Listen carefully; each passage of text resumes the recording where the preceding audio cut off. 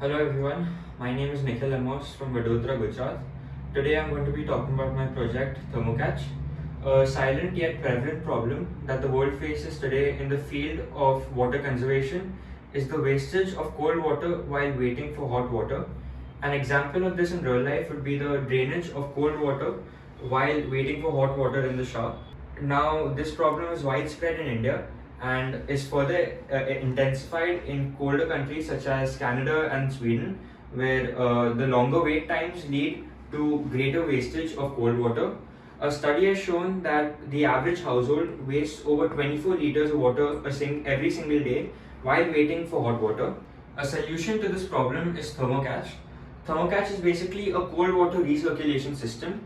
So before turning on ThermoCatch and showing you how it works, let me explain the different parts and the flow of water through it. So this is the main tank over here. The water supplied by municipalities and the local government enters through the main tank over here, after which it flows through the water heater. Once the water is heated, it flows to the RTD over here, or the temperature sensor. The temperature sensor gauges the temperature of the water, and if the water is at ideal or hot temperature, the solenoid valve 2 or SOV2 will open up over here, which will exit through the hot water outlet, which can be your shower head or your wash basin. Secondly, on the other hand, if the RTD detects that the water is cold in temperature, the recirculation system will activate, which will open up the SOV valve 1, which will allow the water to pass through the 12-volt DC pump over here. Once the water passes through the pump, it will also pass through the flow meter, which gauges the flow and the flow rate and the total volume of the water passing through. And finally, it recirculates back into the main tank. Now, apart from this, we also have the electronics. So the entire system is controlled by this controller box over here. The brains of the entire operation is an Arduino Uno, which is housed inside. Attached to the Arduino Uno is also an HC05 Bluetooth module, which allows the ThermoCatch system to connect to the user's smartphone via Bluetooth and share its important data. Attached to the Arduino is also a 16:2 LCD display over here, which displays vital information such as the flow rate, the total water conserved, and the temperature of the water. An important thing to note over here is that since the different components have different voltages over here, such as the solenoids have 24 volt run of 24 volts and the pump runs off 12 volts, a 220 volt adapter at the back supplies current to this SMPS and relay system housed inside the electrical box over here.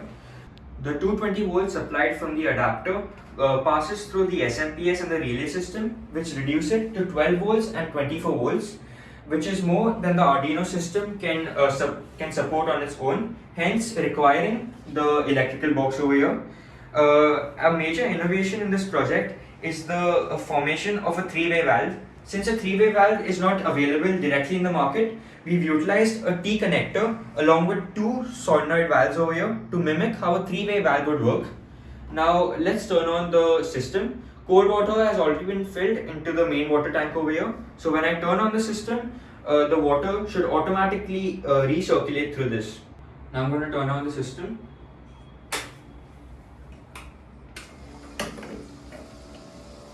So as you can see, the water from the main tank over here has been detected by the RTD as being cold, which has passed to the solenoid valve 1 over here, which passes through the pump, the flow meter, and recirculates back into the main tank over here. So as you can see, the water has been recirculated back into the main tank over here, and this process will continue until the water heater heats it enough to be of ideal temperature. So I filled up hot water in the main tank over here. So when the system is turned on now, the RTD will detect the water to be of ideal or hot temperature, which will open up solenoid valve 2 over here, and the water will exit through this outlet over here, which can be your shower head or your basin. So now turning on the system.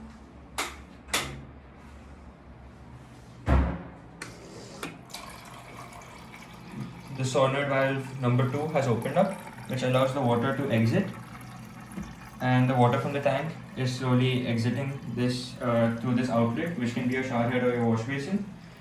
An important thing to note over here is that this system won't be visible to the user once installed in real life, since most of this will be in the plumbing and behind the walls. The only part which will be visible to the user is this outlet over here, and this is what makes it a simple and scalable solution, since it requires minimal change in the user's behavior as well. Thank you for watching.